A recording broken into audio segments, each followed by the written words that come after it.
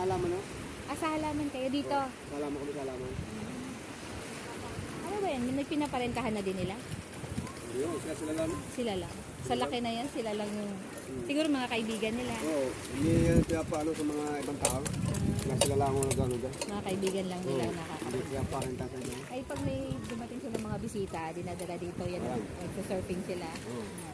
Kaya sila lang ako, hindi mga ibang tao. Hindi sila lang din. Mga katrabaho nila, mga ka, ano na,